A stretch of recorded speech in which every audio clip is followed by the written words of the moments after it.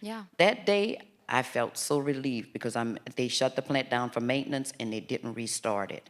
Unfortunately, our justice sent us a letter that they sent to EPA and LDEQ in December of last year, Okay. stating that they had not decommissioned the plant. They had actually removed most of the chloroprene and the products that they use, but that they were not monitoring at the time because they're not producing, but they still had not made a definitive decision on decommissioning the plant. So the wonderful feeling that I felt, well, it came out to Daddy saying, I don't believe it.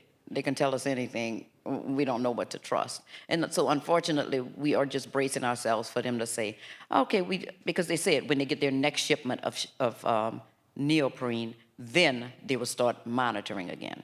So that broke our hearts.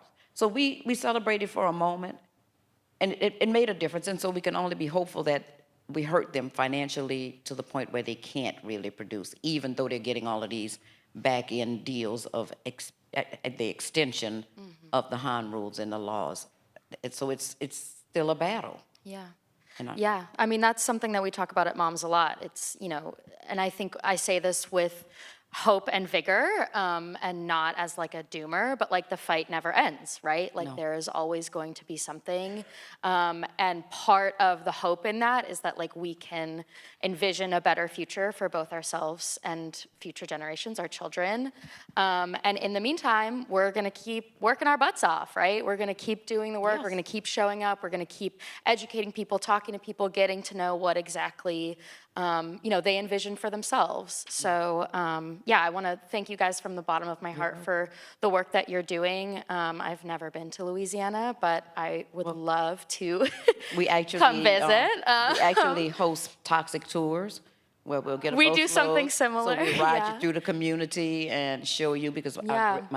our family gravesite is like surrounded where they bought the plantations, and then you know, covered up our grave sites and stuff like that. So Yeah. it's really a whole big deal. We actually have a podcast because what we are doing now is educating the community about plastics, about the petrochemical industry, and the information is so important. So we have the Good Neighbor podcast that we're showing now. Look for us on Concerned Citizens of St. John's YouTube channel, please. And we're just trying to educate now and bring more people in, but help them to understand that we made a difference. Right. The little